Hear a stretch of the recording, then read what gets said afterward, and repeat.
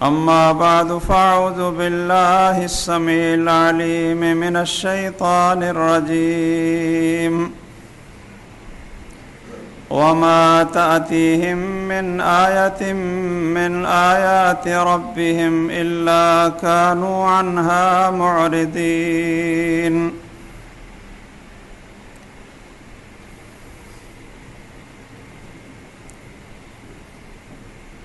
حضرات گرامی، محترم سامعین، حضرات و خواتین، ہم ان گزشتہ خطبوں میں قرآن مجید کی بہت ہی عظیم اور مبارک سورہ یاسین کو سمجھنے کی کوشش کر رہے ہیں۔ اللہ تعالیٰ اس سورت کے الفاظ، معانی اور مطالب ہمارے دلوں میں اتار دے اور ہماری زندگی کا حصہ بنا دے۔ اللہ تعالیٰ تیسرے رکوع کے آخر میں فرما رہے ہیں، جہاں تک ہم پہنچے تھے، کہ یہ لوگ اللہ کی ساری نشانیاں دیکھ کر زمین و آسمان اور آسمان کی بلندی پہ چمکتے ہوئے ستارے اور سیارے سب اپنی آنکھوں سے دیکھ رہے ہیں، لیکن بڑی بدقسمتی کی بات ہے کہ یہ نصیحت حاصل نہیں کرتے ہیں۔ وَمَا تَأْتِيهِم مِّنْ آيَةٍ مِّنْ آيَاتِ رَبِّهِمْ إِلَّا كَانُوا عَنْهَا مُعْرِضِينَ، کہ ان کے پاس جب بھی ان کے پروردگار کی طرف سے کوئی نشانی آتی ہے تو یہ اس پر غور و فکر کرتے ہی نہیں۔ اللہ نے ان کو جو عقل دی ہے، سمجھ دی ہے، شعور دیا ہے، اللہ کی نشانیوں پہ، قرآن مجید پہ غور و فکر کرتے ہی نہیں، سنتے ہی نہیں ہیں، لاپرواہ ہو جاتے ہیں۔ اور اللہ تعالیٰ کی جو نشانیاں اللہ نے اپنی اس کائنات میں رکھی ہیں، ان کے اوپر بھی ذرا غور و فکر کی زحمت گوارا نہیں کرتے، اور ان کی سمجھ اور عقل اتنی ٹیڑھی ہو چکی ہے اور اخلاق ان کے اتنے بگڑ چکے ہیں۔ اللہ فرماتے ہیں وَإِذَا قِيلَ لَهُمْ أَنفِقُوا مِمَّا رَزَقَكُمُ اللَّهُ، جب ان سے کہا جاتا ہے کہ اللہ نے تمہیں رزق دیا ہے، مال و دولت عطا کیا ہے، تو اب اللہ کے راستے میں ان لوگوں پہ خرچ کرو جن کو اللہ نے محروم رکھا ہے۔ تو یہ آگے سے کیا جواب دیتے ہیں؟ دیکھیے، جب انسان کی عقل ماری جائے اور اخلاقی حالت اتنی بگڑ جائے تو پھر آگے سے جواب کیسا ہے؟ وہ آگے سے یہ جواب دیتے ہیں أَنُطْعِمُ مَن لَّوْ يَشَاءُ اللَّهُ أَطْعَمَهُ إِنْ أَنْتُمْ إِلَّا فِي ضَلَالٍ مُّبِينٍ۔ جب ان سے کہا جاتا ہے کہ تم رزق اور مال اور دولت خرچ کرو، ان لوگوں کو دو جن کے پاس نہیں ہے، فقراء پر، مسکینوں پر، یتیموں پر خرچ کرو، تو آگے سے جواب دیتے ہیں کیا ہم ان لوگوں کو کھلائیں جن کو اللہ تعالیٰ کھلانا نہیں چاہتے، جن کو اللہ تعالیٰ نے نہیں دیا، تو ہم ان کو کیوں دیں؟ اگر اللہ تعالیٰ ان کو دینا چاہتا تو اپنے پاس سے دے دیتا۔ یہ ایسا الٹا جواب ہے کہ اگر ان لوگوں کو اللہ تعالیٰ کھلانا ہی چاہتا اور کچھ دینا ہی چاہتا تو خود دے دیتا۔ یہ ہمیں کیوں کہا جا رہا ہے کہ تم دو؟ اس کا یہ معنی ہے کہ اللہ کی رضا اسی میں ہے کہ یہ بھوکے مریں۔ اگر ہم ان کو کھلائیں گے تو پھر اللہ ناراض ہوگا کہ تم ان کو کھلا رہے ہو جن کو میں کھلانا نہیں چاہتا۔ یہ ان لوگوں کا جواب ہے، اور وہ آگے مسلمانوں کو کہتے ہیں کہ تم تو گمراہ ہو، جن لوگوں کو اللہ نہیں کھلانا چاہتا تم کیوں ان کو کھلانے کی ترغیب دلا رہے ہو۔ اب اس چیز کا جواب اللہ نے یہاں نہیں دیا ہے۔ کیوں نہیں دیا؟ اس لیے کہ یہ ایسی بات تھی، ایسی بے عقلی کی بات تھی اور ایسی اخلاقی گراوٹ کی بات تھی کہ جس کے جواب کی ضرورت نہیں تھی۔ کوئی عقل مند آدمی اس جواب کو پسند نہیں کر سکتا ہے۔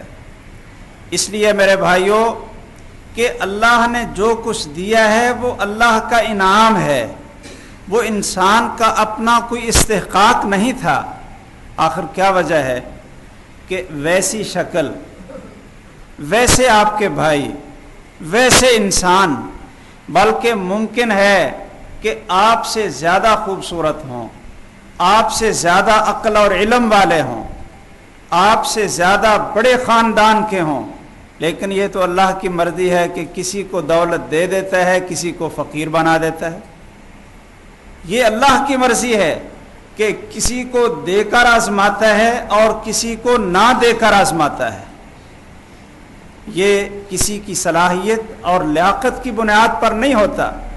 کتنے ایسے ان پڑھ ہیں کہ ان کو اپنے مال اور دولت کا حساب بھی نہیں آتا، اور کتنے ایسے پڑھے لکھے ہیں کہ وہ بیچارے در در کے دھکے کھا رہے ہیں اور چند ٹکوں کے اوپر بھی ان کو ملازمت اور نوکر رکھنے پہ کوئی تیار نہیں ہوتا۔ اس لیے ان لوگوں کی عقل بالکل ٹیڑھی ہو گئی کہ جنہوں نے اللہ کے اس انعام کو اپنا حق سمجھ لیا اور اس کو اللہ کی آزمائش نہ سمجھا کہ اللہ ہمیں دے کر آزمانا چاہتا ہے، اور یہ سمجھ لیا کہ اب ان فقیروں کو بھوکا ہی مرنے دو، اللہ بھی چاہتا ہے کہ یہ بھوکے ہی مریں۔ آگے اللہ تعالیٰ نے ان کے اس دعوے کو ذکر کیا ہے کہ کافر لوگ جب ان کو کہا جاتا ہے کہ اس دن سے ڈرو جس دن اللہ کے سامنے پیش ہونا ہے، زندگی کا حساب دینا ہے، اللہ پر ایمان لاؤ اور یوم آخرت، یوم حساب پر ایمان لاؤ، تو آگے سے پھٹ یہ مطالبہ کرتے تھے وَيَقُولُونَ مَتَىٰ هَٰذَا الْوَعْدُ إِن كُنتُمْ صَادِقِينَ، کہ آپ جو ہمیں قیامت سے ڈراتے رہتے ہیں کہ قیامت آئے گی، سب لوگ اور سب یہ کائنات ختم ہو جائے گی، اللہ کے حضور عدالت میں پیشی ہوگی اور ساری زندگی کا حساب دینا پڑے گا، یہ ساری باتیں ہیں، یہ سارے افسانے ہیں۔ اور آگے سے کیا کہتے وَيَقُولُونَ مَتَىٰ هَٰذَا الْوَعْدُ إِن كُنتُمْ صَادِقِينَ، کہ اے پیغمبرو اگر تم سچے ہو تو یہ وعدہ کب آئے گا، قیامت آتی کیوں نہیں؟ قیامت جس سے ڈراتے رہتے ہو وہ کب آئے گی، وہ آتی کیوں نہیں؟ ان کا مقصد یہ نہیں تھا کہ ہمیں قیامت کا وقت بتایا جائے، اس لیے اللہ نے اس کا جواب نہیں دیا کہ قیامت کس وقت آئے گی، بلکہ یہ لوگ قیامت کے آنے سے ویسے ہی منکر تھے اور یہی سمجھتے تھے کہ جب ہم مر جائیں گے اور مٹی میں خاک ہو جائیں گے، ہڈیاں بسیدہ ہو جائیں گی، تو کوئی طاقت ہمیں دوبارہ اٹھا ہی نہیں سکتی۔ یہ قیامت کا ویسے ہی انکار کرنے والے تھے۔ تو اللہ تعالیٰ نے آگے سے جواب دیا مَا يَنظُرُونَ إِلَّا صَيْحَةً وَاحِدَةً تَأْخُذُهُمْ وَهُمْ يَخِصِّمُونَ، کہ یہ لوگ کیا انتظار کر رہے ہیں؟ قیامت اس لیے نہیں آ رہی کہ اللہ ذوالجلال کی تیاری نہیں ہے، نعوذ باللہ، کہ ابھی قیامت کی تیاری نہیں ہوئی۔ یہ لوگ یہ نہ سمجھے کہ اس لیے نہیں قیامت آ رہی۔ اللہ فرماتے ہیں کہ قیامت کے لیے ہمیں تیاری کی ضرورت نہیں ہوگی، یہ تو ایک چیخ اور دھماکہ ہوگا، اس حالت میں آ جائے گا تأخذهم وهم يخصمون، کہ یہ مجلسوں میں بیٹھے ہوئے ہوں گے، اپنے دنیاوی کاروبار میں لگے ہوئے ہوں گے، خرید و فروخت کر رہے ہوں گے، دکانوں پہ ایک دوسرے کو مال دے اور لے رہے ہوں گے، مجلسوں میں گفتگو کر رہے ہوں گے، آپس میں جھگڑ رہے ہوں گے، باتیں کر رہے ہوں گے، تو اللہ ذوالجلال کا یہ امر اس وقت آ جائے گا اور ان کو پتہ بھی نہیں چلے گا۔ لیکن اللہ تعالیٰ ڈھیل دے رہے ہیں کہ یہ لوگ سمجھ جائیں جب وہ دھماکہ ہو گیا، موت آ گئی، قیامت برپا ہو گئی، تو پھر اللہ ذوالجلال فرماتے ہیں فَلَا يَسْتَطِيعُونَ تَوْصِيَةً وَلَا إِلَىٰ أَهْلِهِمْ يَرْجِعُونَ، کہ پھر ان کو وصیت کی مہلت نہیں ملے گی۔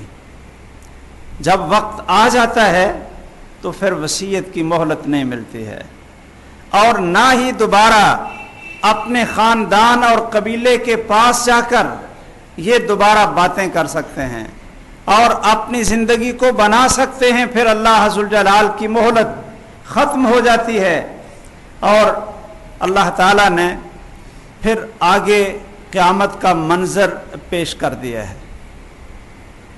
آگے والے رکوع میں قیامت کا پورا نقشہ کھینچ دیا ہے، اور اس کے دلائل اس سورت کے آخر میں دیے ہیں۔ نقشہ کیوں کھینچا؟ اس لیے نقشہ کھینچا یہ بتانے کے لیے کہ تم انکار کرو یا مان لو، تم کتنے زور سے انکار کرتے رہو، قیامت پھر بھی آئے گی، موت آ کر رہے گی، تم نہ بھی مانو کہ اللہ ہمیں دوبارہ زندہ کرے گا، دوبارہ اپنے سامنے کھڑا کرے گا، زندگی کا حساب لے گا، تم انکار بھی کر دو، نہ مانو، کسی دلیل کو تسلیم نہ کرو، تو یہ نہیں کہ یہ قیامت پھر ٹلنے والی ہے، یہ موت رک جانے والی ہے، نہیں، ایسا منظر پیش کیا ہے کہ جیسے انسان قیامت کے اس منظر کو اپنی آنکھوں سے دیکھ رہا ہو، صرف ترجمہ ہی آپ سنتے جائیں اور اس منظر کو سامنے رکھتے جائیں۔ اللہ فرماتے ہیں وَنُفِخَ فِي الصُّورِ فَإِذَا هُم مِّنَ الْأَجْدَاثِ إِلَىٰ رَبِّهِمْ يَنْسِلُونَ، کہ جب سور پھونکا جائے گا، اسرافیل ایک قرن لے کر کھڑا ہے، سر جھکائے اللہ ذوالجلال کے حکم کا انتظار کر رہا ہے۔ جب سور پھونک دیا جائے گا فَإِذَا هُم مِّنَ الْأَجْدَاثِ إِلَىٰ رَبِّهِمْ يَنْسِلُونَ، تو یہ لوگ اپنی قبروں سے زندہ ہو کر اللہ کی طرف دوڑ رہے ہوں گے، اور کیا کہیں گے؟ یا ویلنا من بعثنا من مرقدنا، ہے افسوس کہ ہماری قبروں سے ہمیں کس نے اٹھایا۔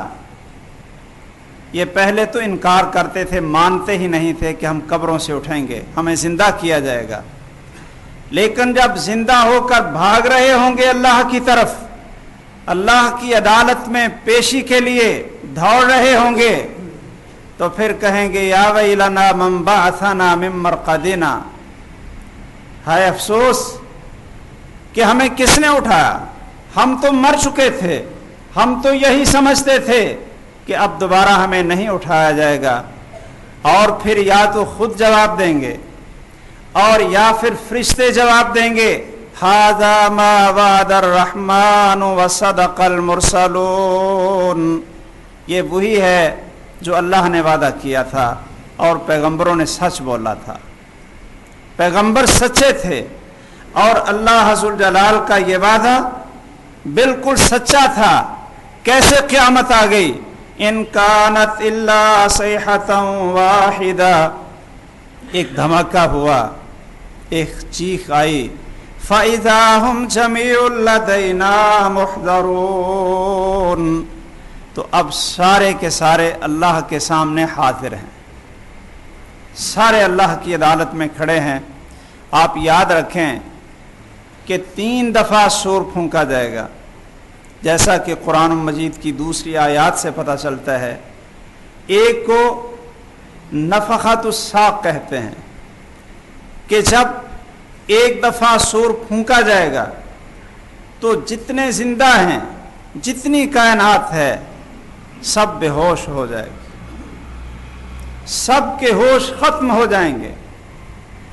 اور دوسرا نفخہ اس لیے یہ پھونکا جائے گا کہ ساری کی ساری مخلوق ختم ہو جائے گی، مر جائے گی، سوائے اللہ ذوالجلال کی ذات کے۔ کل من علیہا فان ویبقى وجہ ربک ذوالجلال والاکرام، تمام چیز فنا ہو جائے گی، صرف ایک اللہ ذو الجلال کی ذات گرامی رہے گی، اور اللہ تعالی فرمائیں گے این الجبارون این المتکبرون، اس دنیا پہ تکبر کرنے والے، جابر اور ظالم، اپنے آپ کو اقتدار کا مالک سمجھنے والے، وہ کہاں ہیں؟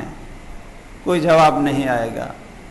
اللہ کہیں گے لمن الملک اليوم، بتاؤ کہ آج کس کی بادشاہت ہے، کس کا اقتدار ہے؟ کوئی جواب نہیں آئے گا۔ اور پھر اللہ ذو الجلال خود فرمائیں گے للہ الواحد القہار، ایک اللہ ذو الجلال کا اقتدار اور اس کی حکومت ہے۔ اور تیسرا نفخہ جب سور پھونکا جائے گا تو پھر یہ تیسرے کا ذکر ہے کہ سارے کے سارے قبروں سے جہاں بھی ہوں گے سب اٹھ کر اللہ ذو الجلال کی طرف دوڑ رہے ہوں گے۔ یہ نفخہ اور یہ چیخ اور یہ دھماکہ، اس کے بعد کیا ہوگا؟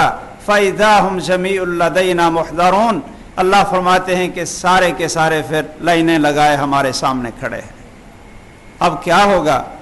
اللہ نے اعلان فرما دیا، اس دن بھی اعلان ہوگا فَالْيَوْمَ لَا تُظْلَمُ نَفْسٌ شَيْئًا وَلَا تُجْزَوْنَ إِلَّا مَا كُنْتُمْ تَعْمَلُونَ۔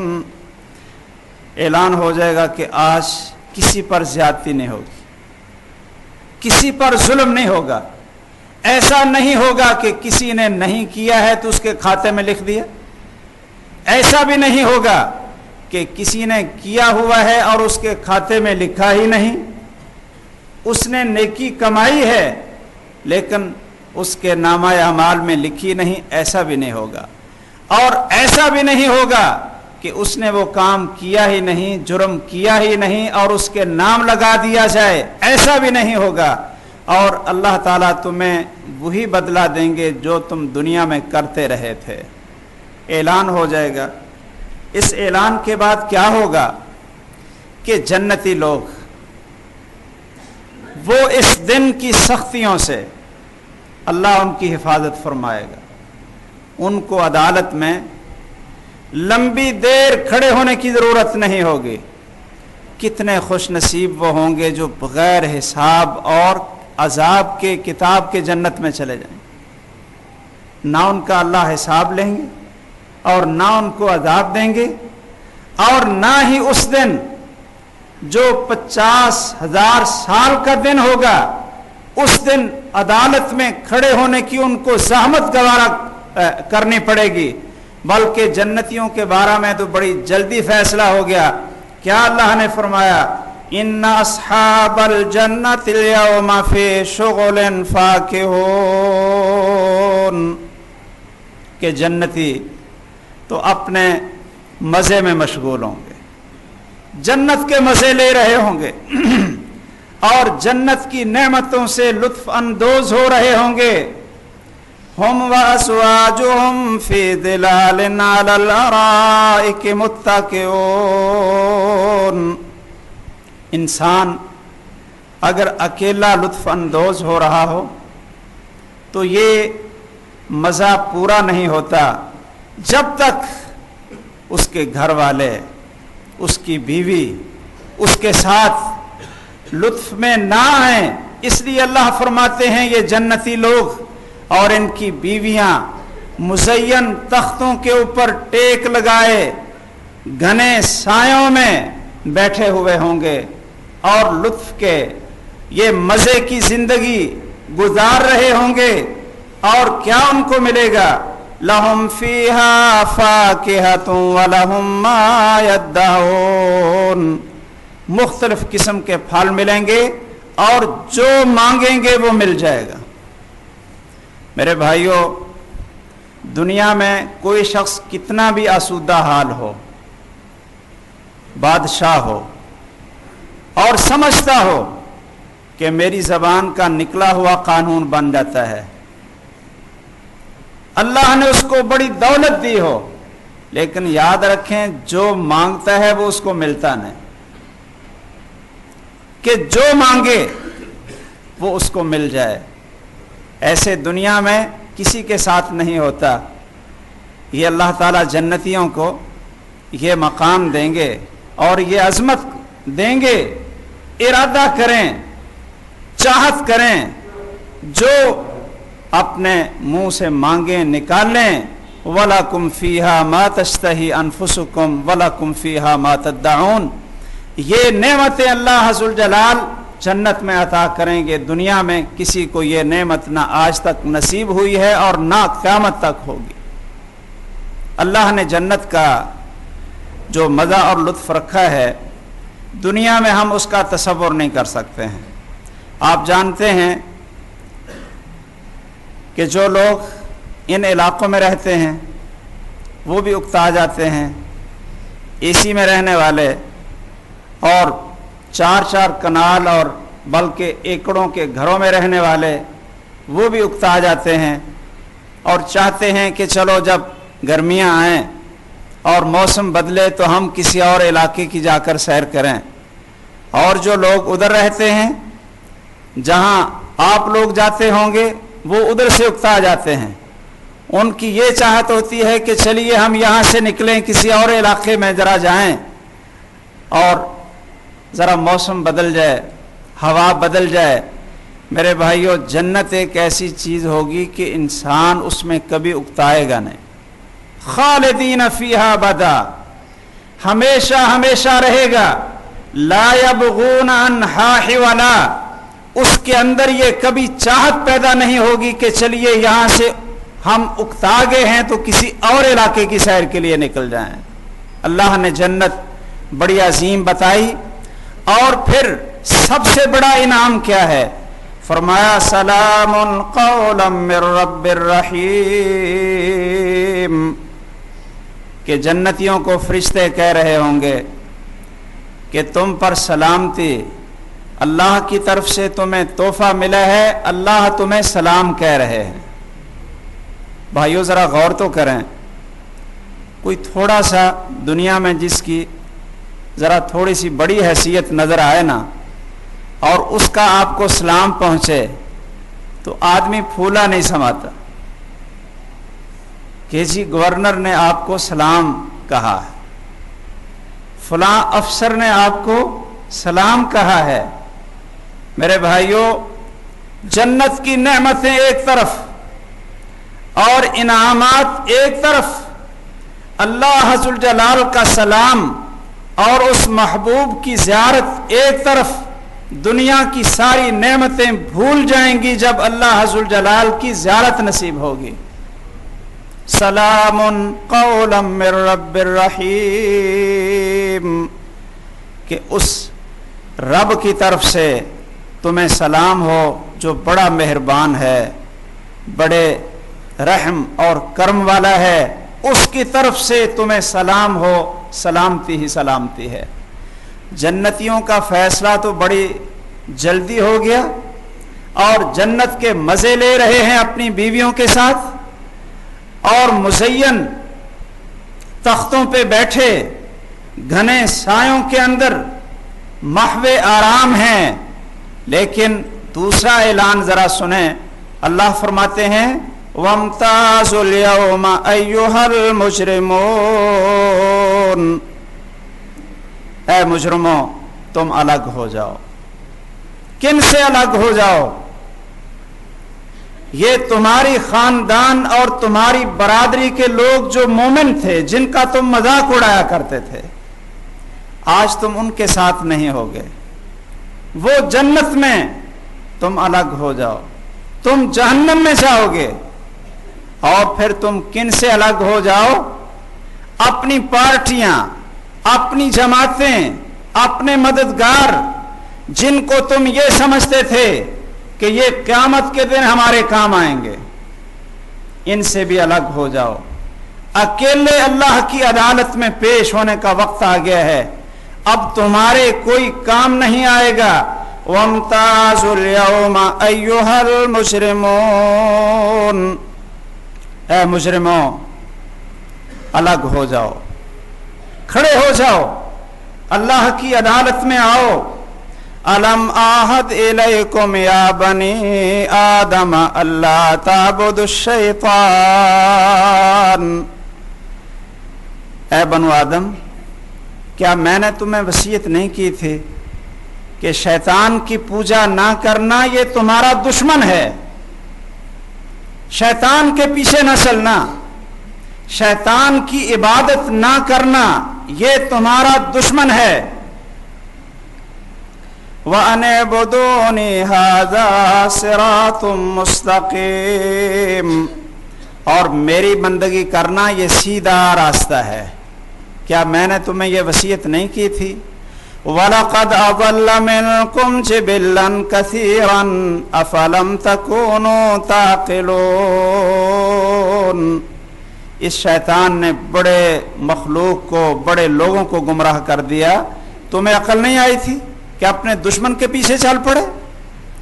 آپ یہاں غور کریں کہ مجرموں کو الگ کر کے پہلے تو ان کو ڈانٹا جا رہا ہے، ان پر حجت قائم کی جا رہی ہے، اور ان کا مقدمہ ان کے سامنے رکھ کر ان کو لاجواب کیا جا رہا ہے کہ اب افسوس کرنا اور سر پیٹنا یا کسی کو الزام دینا یہ وقت ختم ہو گیا ہے۔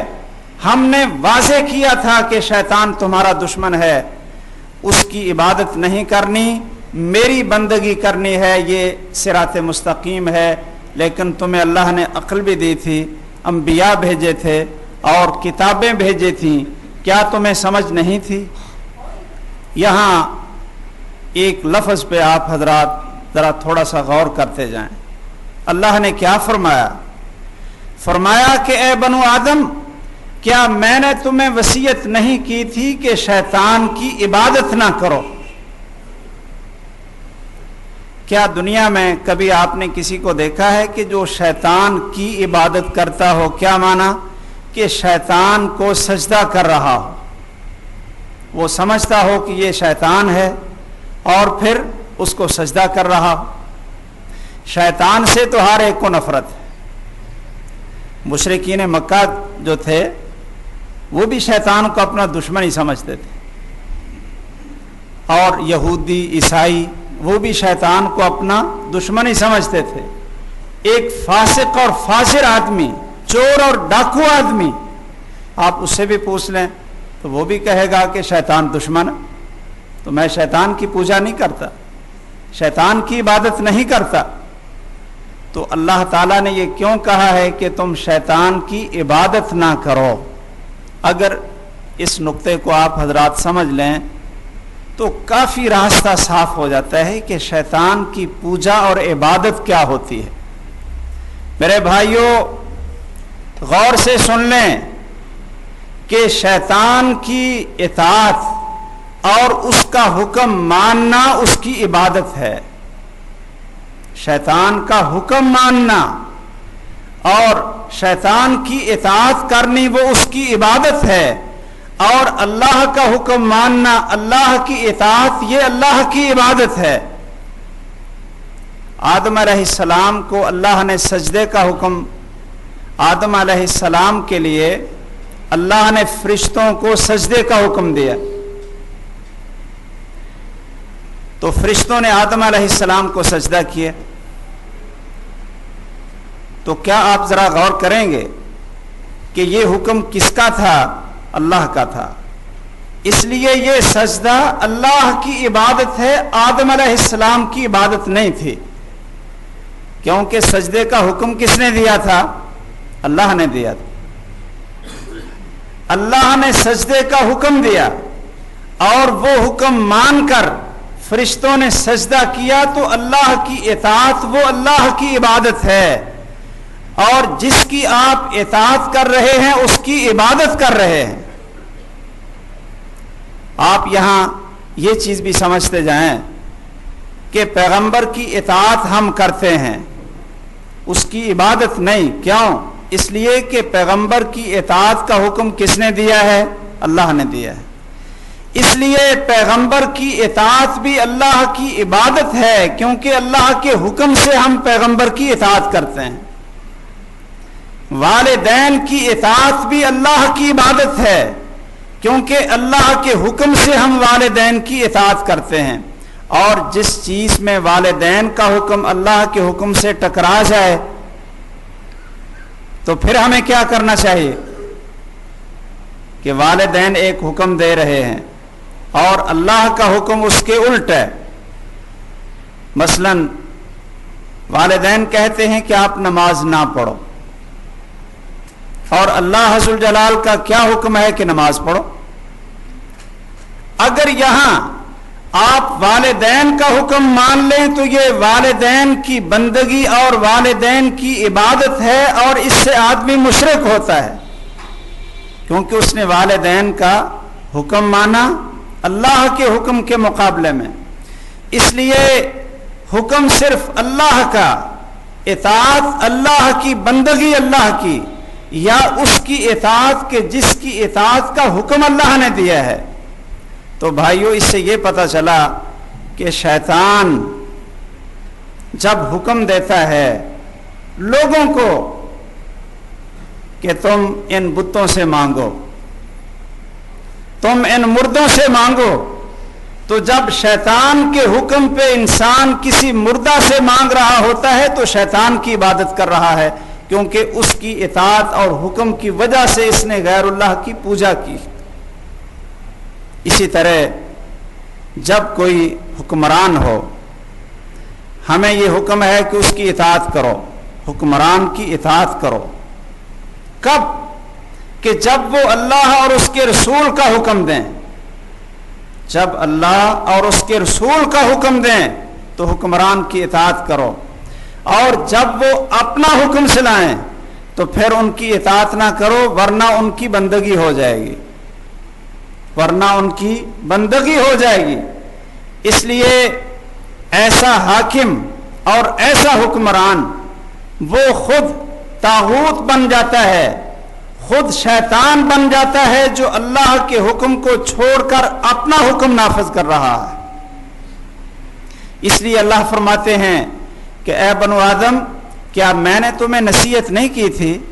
کیا یہ عہد نہیں لیا تھا، یہ وصیت نہیں کی تھی کہ شیطان کی عبادت نہیں کرنی، شیطان کی اطاعت نہیں کرنی، بلکہ میری بندگی کرو، میری پوجا کرو اور میری اطاعت کرو. یہ سیدھا راستہ ہے. شیطان تمہارا دشمن تھا. لیکن کچھ لوگ ایسے ہوں گے کہ جن کے سامنے ان کی زندگی کا پورا کھاتا کھول دیا جائے گا اور وہ ماننے کے لیے تیار نہیں ہوں. کچھ لوگ ایسے ہوں گے کہ مان جائیں گے، کہیں گے کہ یا اللہ ٹھیک ہے، واقعتاً یہ ہمارے جرم ہے اور واقعتاً ہم نے سب کچھ کیا ہے، اب ہمیں مہلت دے دے، دوبارہ زندگی دے دے، دنیا میں بھیج دے. اللہ عز الجلال فرمائیں گے کہ نہیں، یہ فیصلہ ہو چکا ہے کہ دوبارہ زندگی نہیں ملے گی. یہ لوگ بھی جہنم کا ایندھن. اور کچھ ایسے لوگ بھی ہوں گے بڑے اڑیل. انسان کی مختلف قسمیں ہیں نا، کئی بڑے ضدی ہوتے ہیں، بڑے جھگڑالو ہوتے ہیں. آپ کتنا زور لگا لیں کہ ان کو اعتراف کروانے پہ کہ آپ مان جائیں کہ مجھ سے یہ غلطی ہوئی ہے، وہ ماننے کے لیے تیار نہیں ہوتے. یہ دنیا میں بھی ایسے ہی. اور یہ لوگ قیامت کے دن بھی کچھ ایسے ہی ہوں گے. کچھ مان جائیں گے، اعتراف کریں گے، اور کچھ نہیں مانیں گے. اللہ تعالیٰ اعلان فرمائیں گے ہذہ جہنم التی کنتم توعدون اصلوها اليوم بما کنتم تکفرون. اے مجرموں، ہم نے اپنی پوری حجت پیش کر دی تھی، اب اس بھڑکتی ہوئی آگ میں داخل ہو جاؤ جس کا تم سے وعدہ کیا گیا تھا، اور اس میں ہمارا کوئی قصور نہیں ہے، تمہارے کفر اور نافرمانی کی وجہ سے تمہارا یہ ٹھکانہ ہے.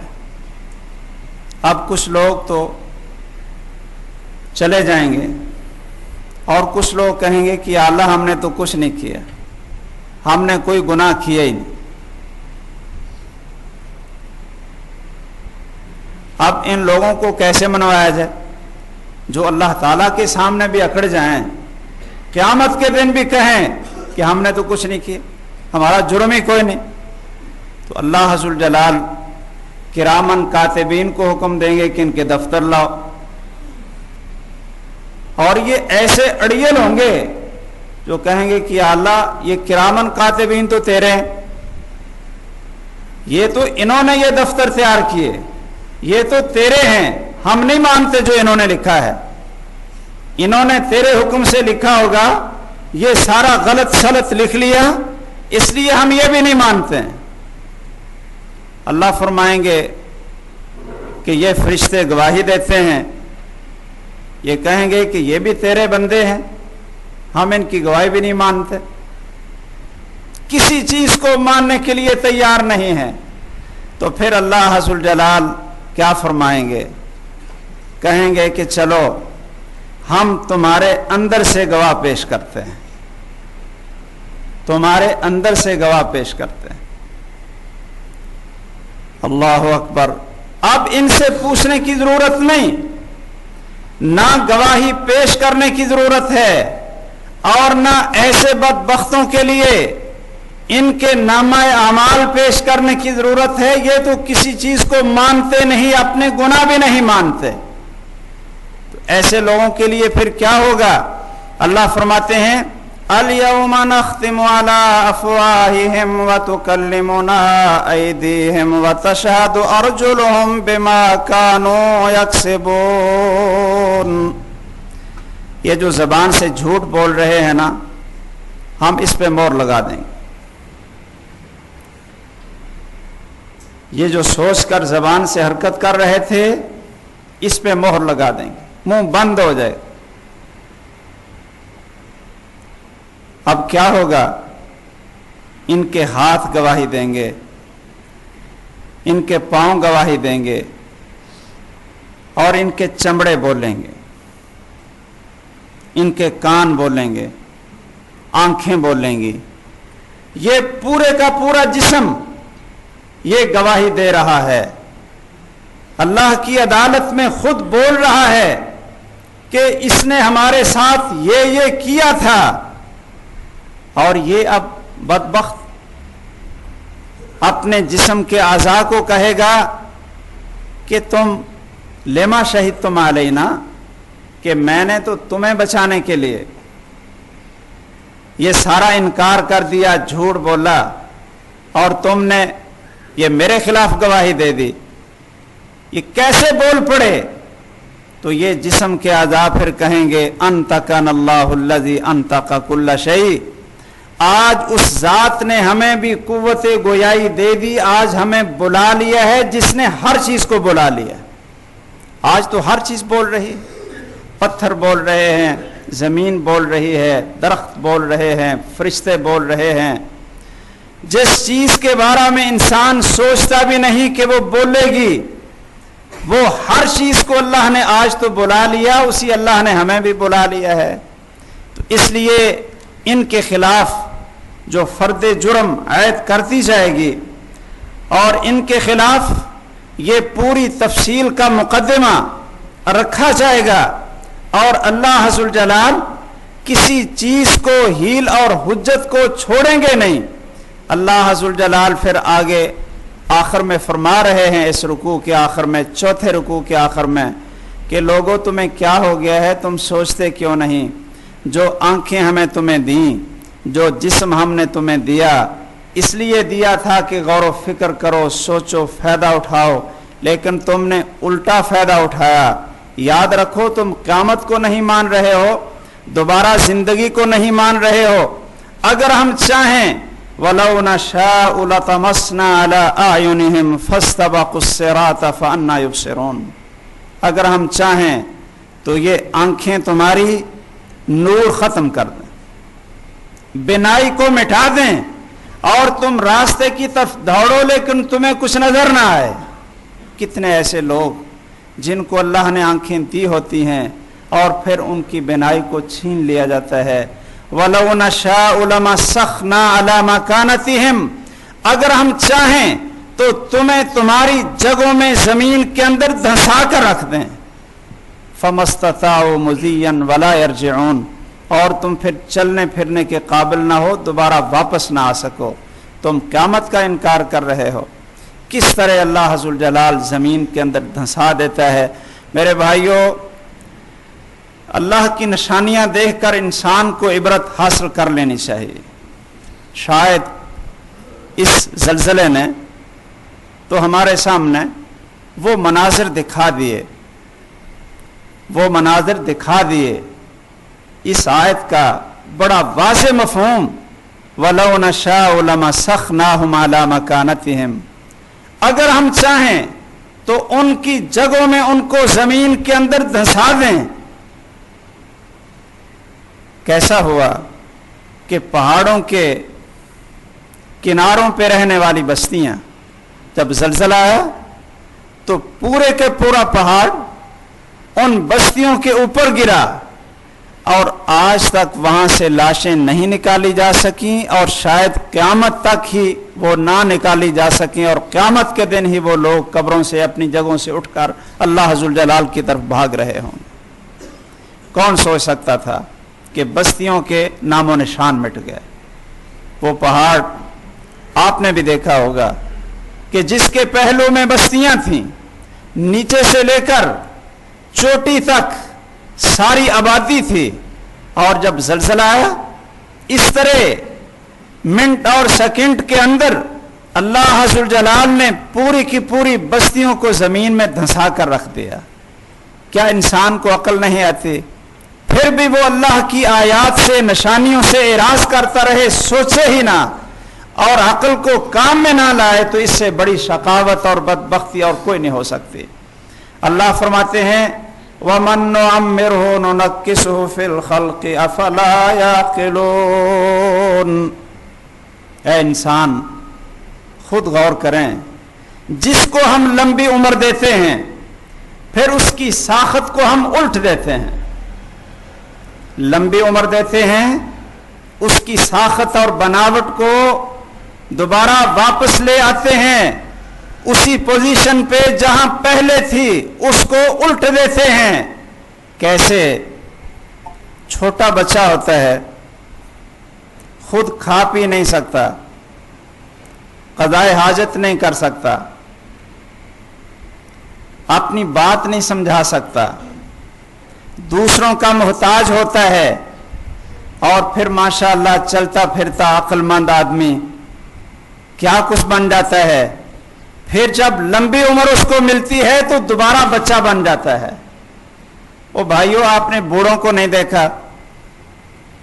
اپنے گھروں میں ایسے لوگ جن کو لمبی عمر ملی،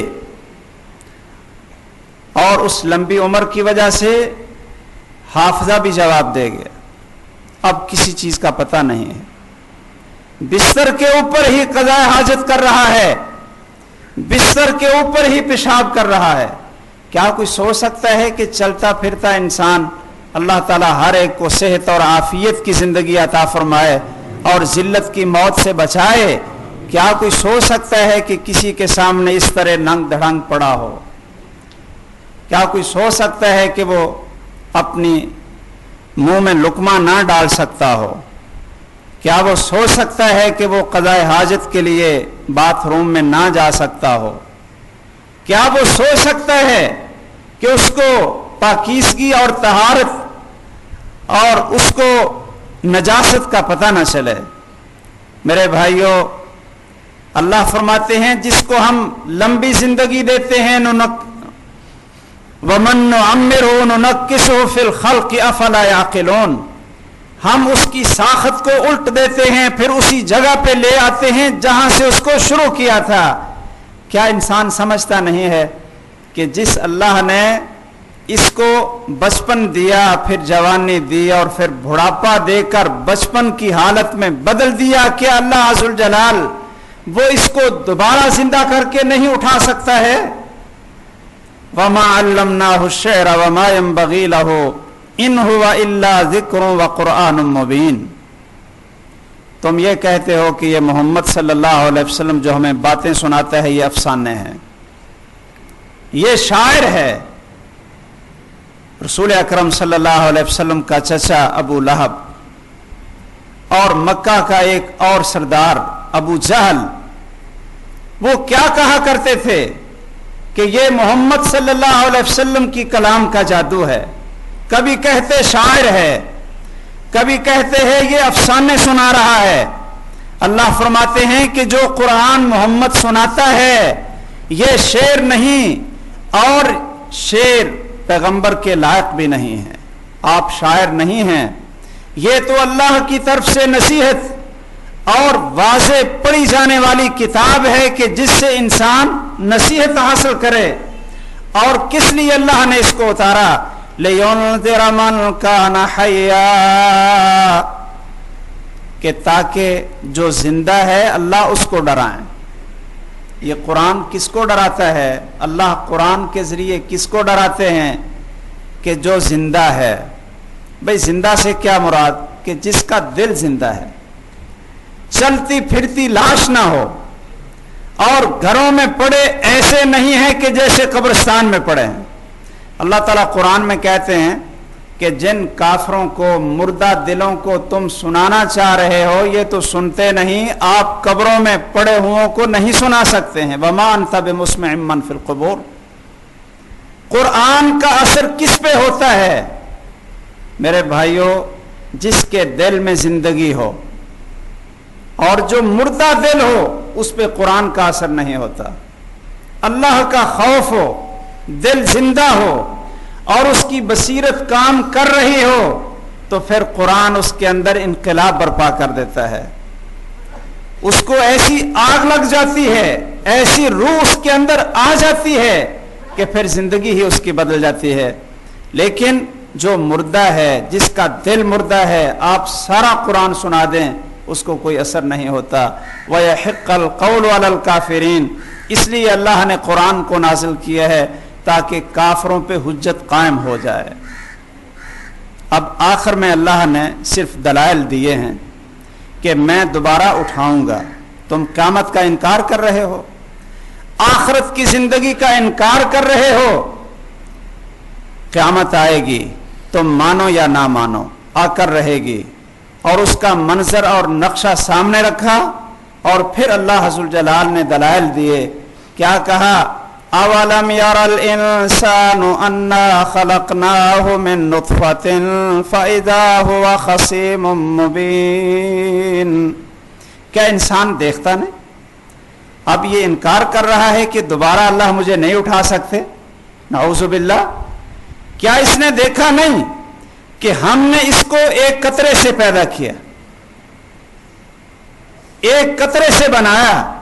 اتنا چلتا پھرتا انسان اور اتنی عقل اور فراست والا انسان، کس طرح اللہ نے کائنات کو اس کے لیے مسخر کیا، اور یہ بنایا کس سے؟ ایک قطرے سے، ایک قطرے سے بنایا۔ فَإِذَا هُوَ خَصِيمٌ مُّبِينٌ۔ اور جب یہ سمجھدار ہو گیا، جب یہ سمجھدار ہو گیا تو ہم سے ہی جھگڑنا شروع کر دی۔ اللہ اکبر۔ جب قطرے سے اس کے کئی مراحل میں لا کر اس کو اس طرح کا عقل مند احسن تقویم کی صورت میں اس کو بنا دیا، فَإِذَا هُوَ خَصِيمٌ مُّبِينٌ، تو اب یہ کیا جھگڑ رہا ہے؟ کہتا ہے کہ اللہ ہے ہی کون نہیں، اللہ مجھے دوبارہ پیدا کر ہی نہیں سکتا ہے، اللہ نے اس کو کیا کچھ بنایا۔ اور یہ آگے سے جھگڑالو بن کر، وہ جیسا کہ کہتے ہیں نا کہ وہی پتھر جنہیں ہم نے جنبش عطا کی تھی، جب اس کو زبان ملی تو ہم پہ ہی برس پڑے، جب اس کو زبان ملی تو ہم پہ ہی برس پڑے۔ یہ بے جان چیز، ایک بدبودار نطفے سے پیدا ہونے والا انسان کہ جس کا پہلے وجود تک نہیں ہوتا، جب اس کو عقل آ جاتی ہے، چلتا پھرتا ہے، تو پھر اللہ سے کہتا ہے کہ مجھے تو کسی نے بنایا نہیں، میں تو خود بخود ہی بن گیا۔ اللہ اکبر۔ وَضَرَبَ لَنَا مَثَلًا وَنَسِيَ خَلْقَهُ قَالَ مَن يُحْيِي الْعِظَامَ وَهِيَ رَمِيمٌ۔ اور پھر ہمیں مثالیں دے رہا، اللہ کہتے ہیں پھر ہمیں مثالیں دے رہا ہے، اور کہتا ہے یہ بسیدہ ہڈیوں کو کون زندہ کرے گا؟ وَنَسِيَ خَلْقَهُ، یہ بدبخت اپنا آپ بھول گیا۔ حضرت عبداللہ ابن عباس کہتے ہیں کہ مکہ کے کافر کچھ لوگ ایک ہڈی لے آئے قبرستان سے، ایک بسیدہ ہڈی کو باہر پڑی تھی، وہ لے آئے اور لا کر رسول اکرم صلی اللہ علیہ وسلم کے سامنے اس کو ریزہ ریزہ کر دیا اور کہنے لگے اے محمد صلی اللہ علیہ وسلم، تو کہتا ہے کہ اللہ ذوالجلال دوبارہ انسان کو زندہ کرے گا، یہ بسیدہ ہڈیاں یہ دوبارہ زندہ ہوں گی اور ان کے اندر دوبارہ زندگی آئے گی؟ تو اللہ نے یہ آیت اتار دی، وَضَرَبَ لَنَا مَثَلًا وَنَسِيَ خَلْقَهُ قَالَ مَنْ يُحْيِي الْعِظَامَ وَهِيَ رَمِيمٌ، کہ یہ اپنا آپ تو بھول ہی گیا ہے، کاش کہ اپنے آپ کو ہی دیکھ لیتا، اس کو کہاں سے بنایا۔ پھر آگے اللہ نے دلائل ذکر کر دیے، قُلْ يُحْيِيهَا الَّذِي أَنشَأَهَا أَوَّلَ مَرَّةٍ وَهُوَ بِكُلِّ خَلْقٍ عَلِيمٌ۔ آپ ان سے پوچھیں کہ تمہیں پہلی دفعہ کس نے پیدا کیا تھا؟ جس نے پہلی دفعہ پیدا کیا تھا وہ اب بھی پیدا کرے گا، اور اس کو پتہ ہے، وہ بھول نہیں گیا۔ کئی دفعہ بڑا اچھا کاریگر ہوتا ہے، کوئی چیز بنا لیتا ہے، بعد میں اس کی عقل جواب دے جاتی ہے کہ یہ پتہ نہیں بن کیسے گیا ہے، دوبارہ اس سے وہ چیز نہیں بنتی، یا وقت گزرنے کے ساتھ ساتھ وہ بھول جاتا ہے۔ لیکن بھائیوں، بھولنا اللہ کی صفت نہیں ہے۔ وَهُوَ بِكُلِّ خَلْقٍ عَلِيمٌ، اللہ اپنی ساری مخلوق کو جانتا ہے، بڑی مہارت کے ساتھ اللہ نے اس کو بنایا بھی ہے اور اس کو کبھی بھولے گا نہیں۔ الَّذِي جَعَلَ لَكُم مِّنَ الشَّجَرِ الْأَخْضَرِ نَارًا فَإِذَا أَنتُم مِّنْهُ تُوقِدُونَ، کہ جس اللہ نے سبز درختوں سے آگ نکال دی، سبز درخت اور آگ، یہ جھگڑنے والا اس لیے جھگڑ رہا ہے کہ بسیدہ ہڈی کے اندر زندگی کے نشانات نہیں ہوتے تو زندگی کیسے آئے گی؟ اللہ فرماتے ہیں ان سے پوچھو کہ سبز درخت ہوتے ہیں، سبز درخت،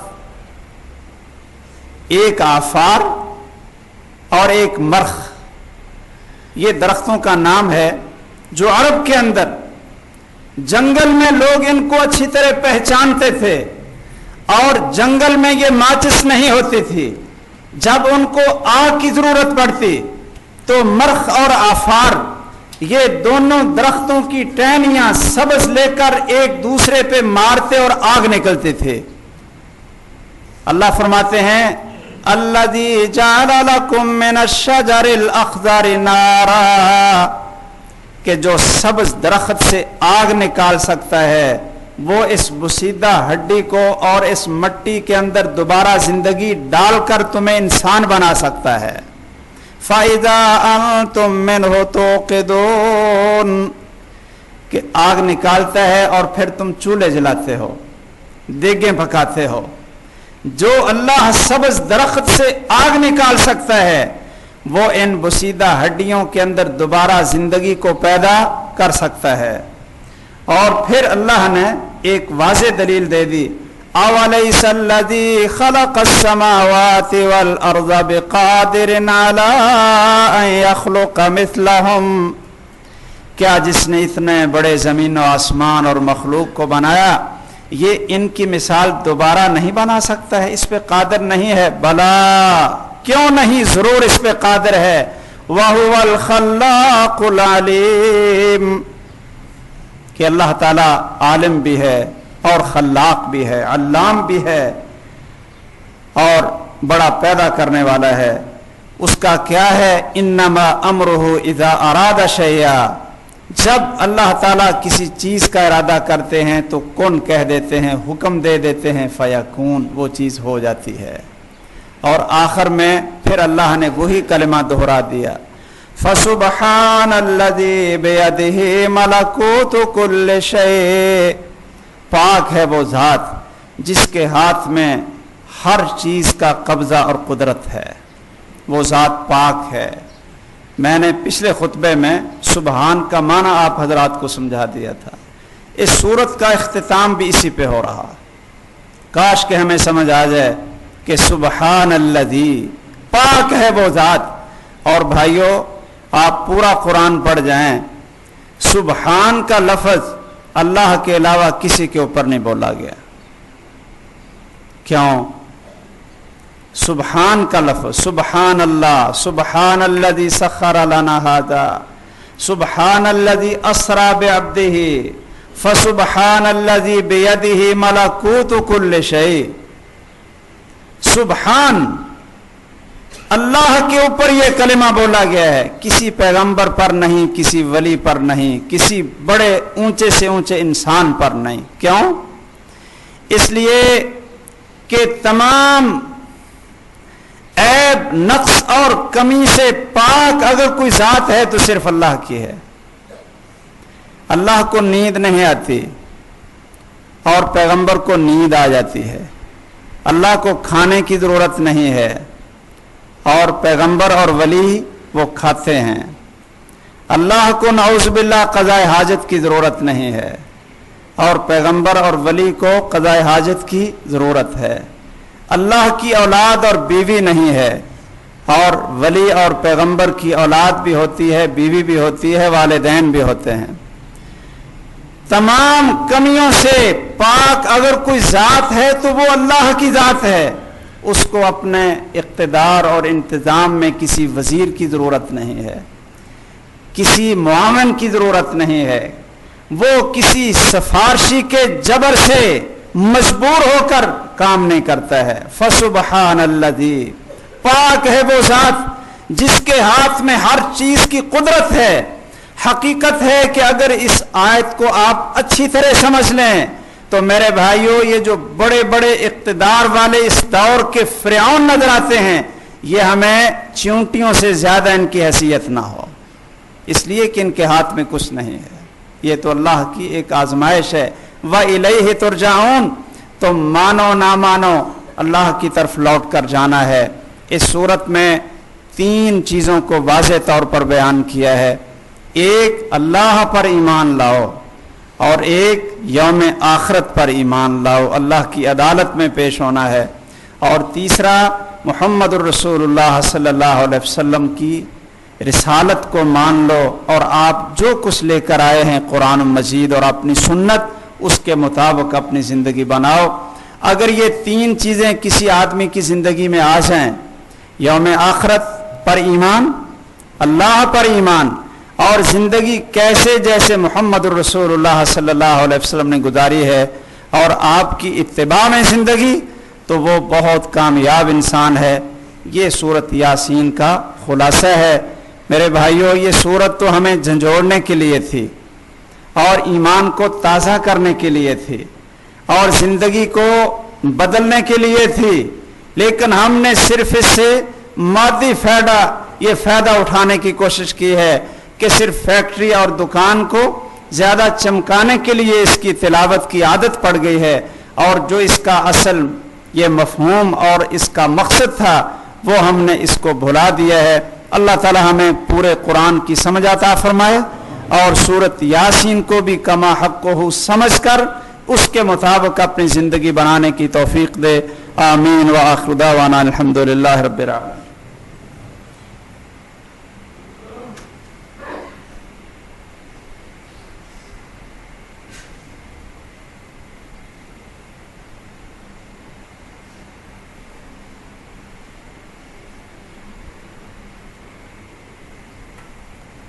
إن الحمد لله نحمده ونستعينه ونستغفره ونعوذ بالله من شرور أنفسنا ومن سيئات أعمالنا من يهده الله فلا مضل له ومن يضلله فلا هادي له وأشهد أن لا إله إلا الله وحده لا شريك له وأشهد أن محمدا عبده ورسوله أما بعد۔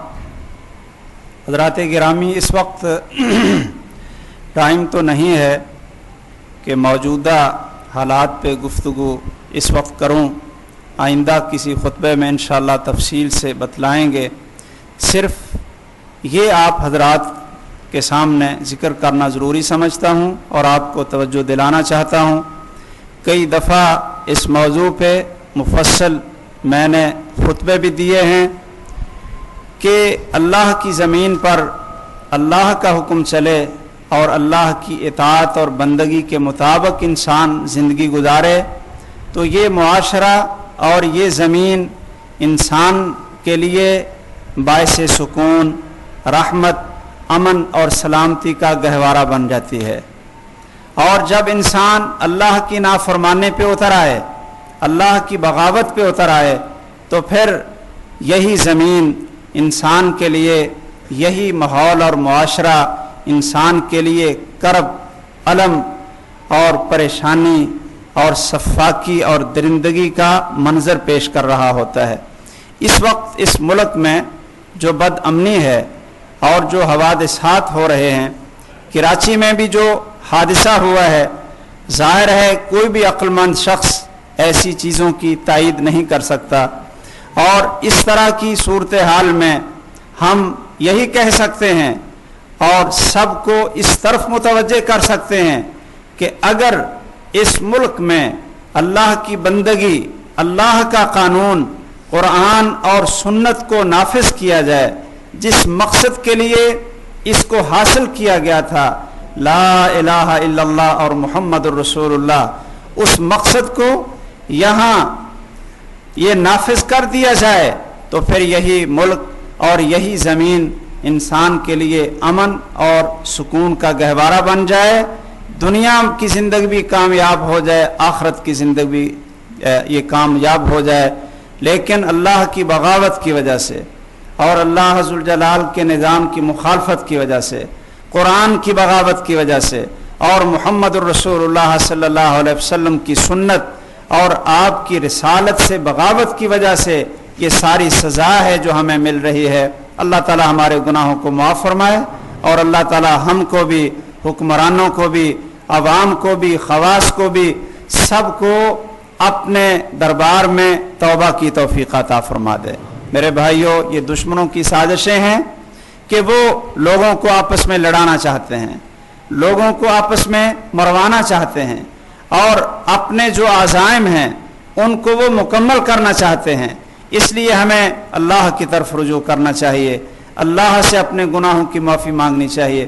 اللہ فرماتے ہیں کہ اگر تم صبر کرو گے اور تمہارے اندر اللہ کا خوف پیدا ہو جائے تو پھر یہ دشمنوں کی سازشیں ناکام ہو جاتی ہیں۔ وَإِن تَصْبِرُوا وَتَتَّقُوا لَا يَضُرُّكُمْ كَيْدُهُمْ شَيْئًا، اگر تمہارے اندر صبر ہو اور اللہ کا ڈر پیدا ہو جائے تو پھر دشمنوں کی سازشیں وہ ناکام ہو جاتی ہیں۔ اللہ ذوالجلال ان سازشوں کو ان کی طرف پھیر دیتے ہیں۔ کاش کہ ہم صحیح مسلمان بن جائیں، اللہ تعالی ہمیں صحیح مسلمان بنائے۔ اللہم انصر الاسلام والمسلمین۔ اور جو بھی حوادثات ہو رہے ہیں دنیا میں بھی، یہاں بھی، ہمیں تمام ان لوگوں کے لیے جن کی موت ایمان پہ ہو، توحید پہ ہو، ان کے لیے ہمیں بخشش اور رحمت کی دعائیں کرنی چاہیے۔ اللہم اغفر للمؤمنین والمؤمنات والمسلمین والمسلمات الاحیاء منہم والاموات، اللہم اغفر لنا ولإخواننا الذین سبقونا بالایمان ولا تجعل في قلوبنا غلا للذین آمنوا ربنا انک رؤوف رحیم۔ اللہم انصر الاسلام والمسلمین، اللہم دمر اعداء الدین، اللہم اشف مرضانا ومرضى المسلمین واشف انت الشافی لا شفاء الا شفاؤک شفاء لا یغادر سقما، وصلی اللہ علی سیدنا محمد وآلہ وصحبہ اجمعین۔ اقول قولی ھذا واستغفر اللہ لی ولکم۔